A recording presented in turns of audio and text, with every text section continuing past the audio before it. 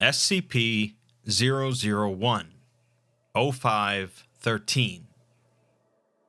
The O5 Council is the leading body of the SCP Foundation, a group of 13 individuals tasked with controlling the containment and research of thousands of anomalies across the world. The Council is typically depicted as enigmatic and mysterious, often anomalous themselves, and although they typically differ in their mindsets of how exactly the Foundation should be run, they work together with a common goal. The article we'll be looking at today, though, ponders a situation in which one of the Council stands apart from the other, O5-13. In fact, he is accused by the rest of the Council of murdering the previous 12 and covering it up. Obviously, there's more to that accusation than meets the eye, and we'll learn that there's something rather special about O5-13.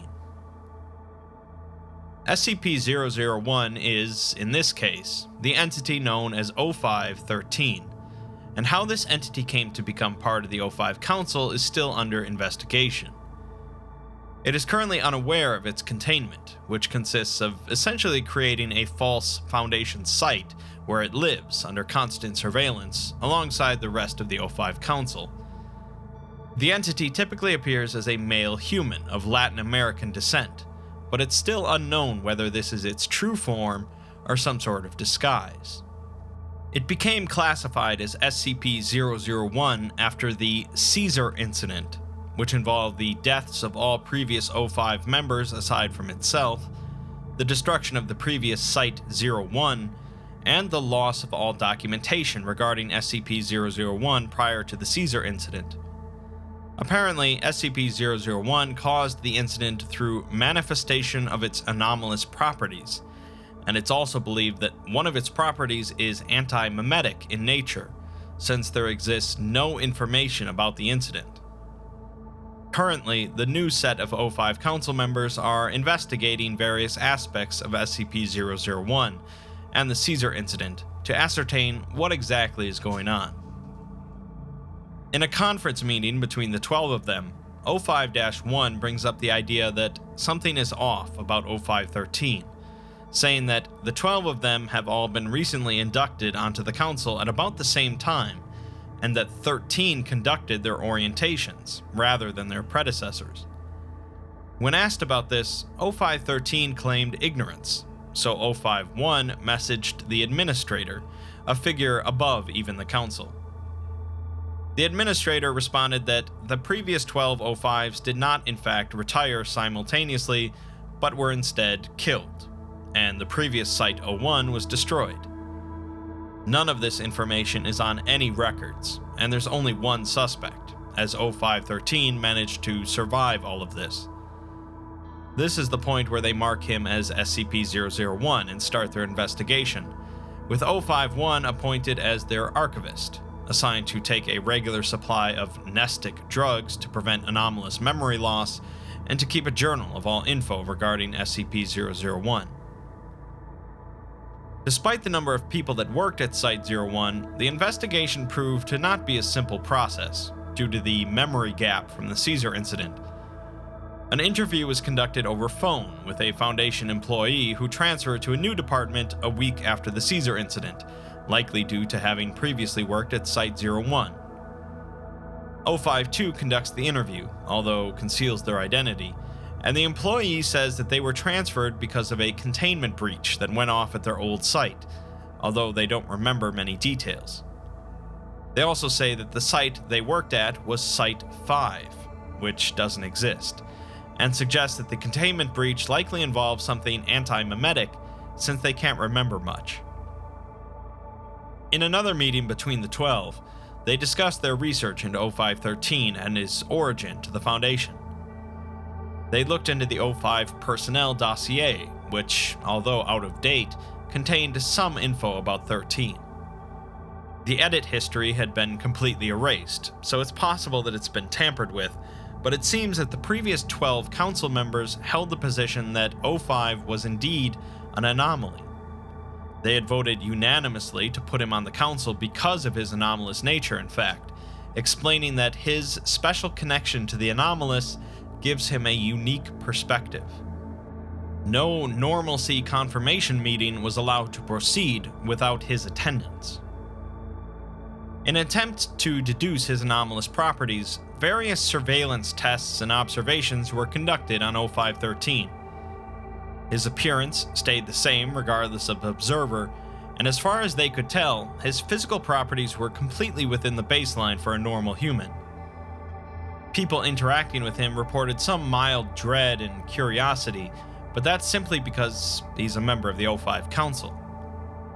When discussing the previous 12 council members, O5-1 says that he spoke just once with his predecessor, just after his promotion to site director.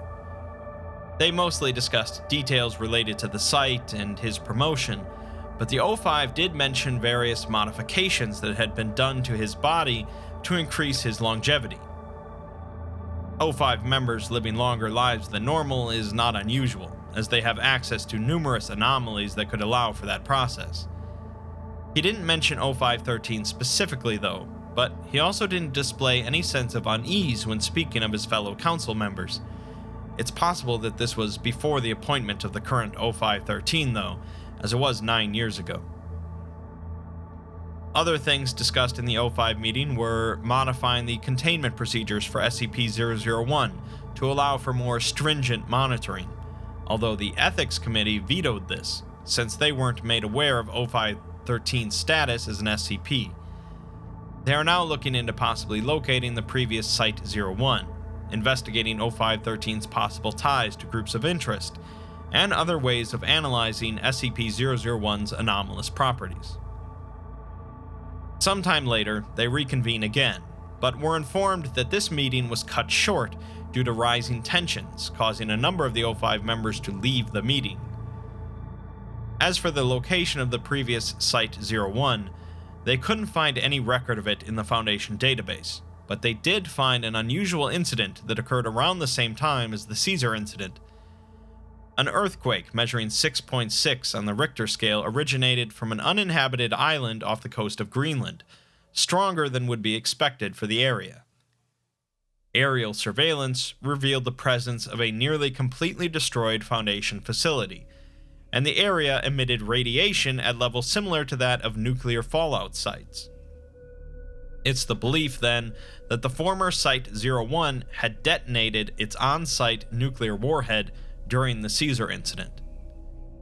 A team of 4 agents were sent in to check out the wreckage, but they were approached by GOC representatives upon landing, demanding that they vacate the premises.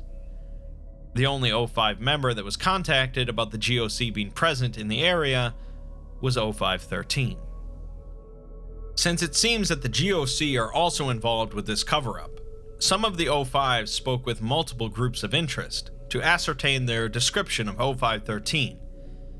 Both the Mana Charitable Foundation and MC&D describe him as an unremarkable male of Latin American descent, with MC&D mentioning that they possess a way to get some additional information.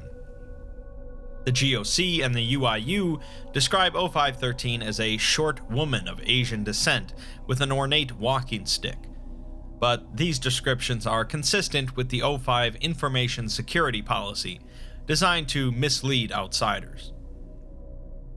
As part of their investigation, some of the O5s performed an exchange with Marshall Carter and Dark for information, and O5-1 asks for some clarification on what exactly was exchanged. A couple of them wonder why anything was exchanged at all, since the Foundation has multiple spies embedded in the group. O5-7 reveals that, in exchange for some info about O5-13, she gave MC&D some info about the rest of the Council. This is what causes tension to rise, as info about the Council is kept extremely guarded. The meeting ends, and shortly later, O5-7 distributes a summary of what exactly she told MC&D. Rather than giving info about the current council members, she traded info from the out-of-date O5 personnel dossier, which MC&D accepted because they were not aware of the previous 12 being replaced. In exchange, they received some info about where to find some more details about O5-13. In the next meeting, They start with discussing some new results from continued interviews with the survivors of the Caesar incident, the ones that don't ever remember working at Site-01. None of their extensive interview techniques reveal any new information, so it's not likely that they are faking not remembering, but they did find identical scars on all of their necks, matching the spot where the Foundation injects amnestics. Although the Foundation administers amnestics to make people forget things rather liberally, none of their records indicate a history of amnestic administration. They also checked out members of MTF Red Right Hand, the O5 Council's personal task force, and the entire squad also had the same scars, even though the Council very rarely wipes them.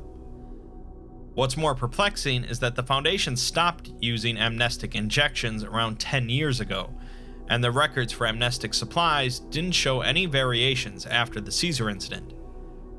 A group that does still use injections, though, is the GOC. First, though, following up on the info gained from the deal with MC&D, the Council sends a member of the Red Right Hand to meet with a person of interest, who apparently holds some more information. The person had met with O5-13 on the same day as the Caesar incident, and although O5-13 had shown up alone, he didn't leave alone.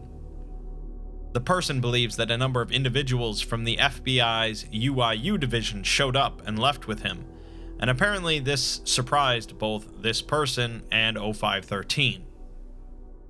Although that's not a whole lot of info, it does seem that multiple groups are quite interested in O5-13, and seem to know more about him than even the current O5 Council. The Council meets again, discussing the results of continued testing to determine O5-13's anomalous properties. It turns out that they really have nothing to go on, as every one of their tests failed to produce notable results. This leads to one of two possibilities: that O5-13 is some sort of deity that can bypass or otherwise avoid showing up on any of the Foundation's tests, or he's not anomalous. They decide to skip over the first possibility for now, as there isn't much they could do about that, and focus on the second one. They suggest that he's possibly an inside agent for another group of interest, such as the Chaos Insurgency, the Serpent's Hand, the Fifth Church, the GOC, or even the UIU. The problem, though, is that it seems that the nuclear warhead at Site-01 was apparently detonated at the same time that O5-13 was meeting with the person of interest from before, possibly meaning that O5-13 detonated it remotely, which should be impossible. This implies that he had assistance from inside the site, possibly from the Ethics Committee or the Administrator. The Ethics Committee were the ones that prevented the Council from installing additional surveillance devices to observe O5-13 in privacy, and it seems that not even the Council can overrule them. One of them suggests just giving him a physical to determine if he truly is a normal human, but if they're wrong and he actually is some sort of god, he'll just wipe them all out like the last Council. O5-1 plans to consider speaking to O5-13 about all of this, but only if he's certain it won't result in another Caesar incident. We're then provided a look at O5-13's private messages, one of which is from the Administrator himself. The Administrator is sure that O5-13 has been keeping tabs on the rest of the Council and their progress, because they're growing closer than either of them wanted, but the Administrator isn't surprised. He says that O5-13 is probably hoping that this is going to end soon, and he's sorry that he has to go through this, since this really wasn't the plan they had in mind when they brought him onto the Council. He wants O5-13 to keep up the gambit a little while longer, though, because he's not convinced that the rest of the Council is ready to know what happened to their predecessors yet.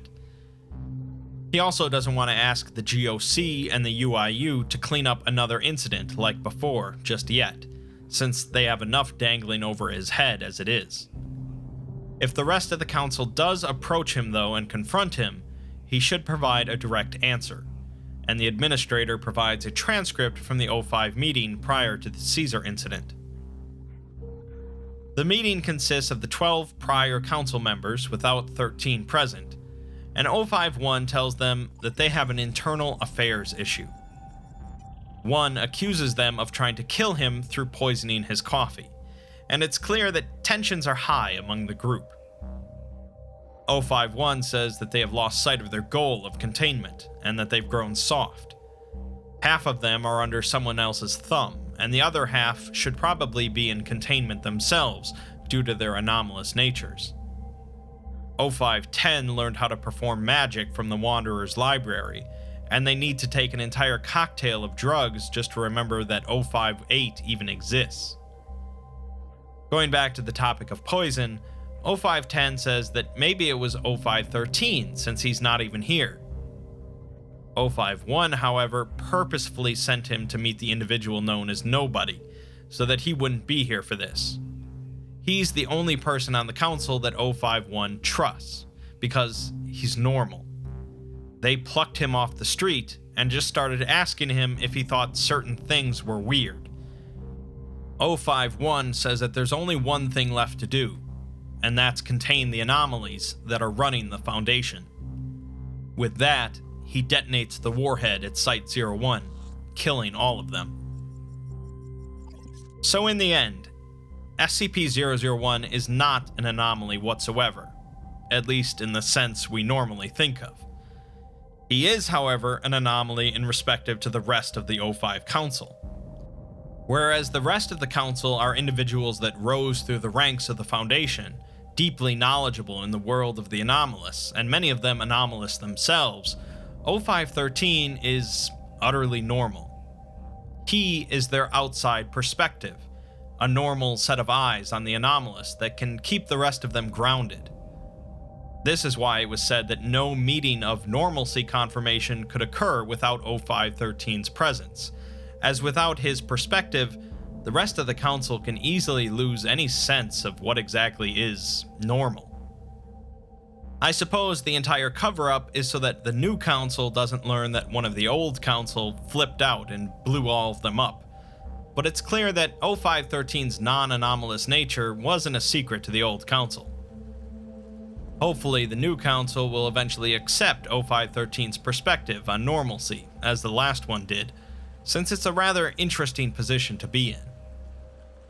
Now, of course, there's no such thing as canon in SCP, especially among SCP-001 proposals, but it does make sense that a group as far removed from normal reality as the O5 Council would need the opinions of an exceedingly normal man.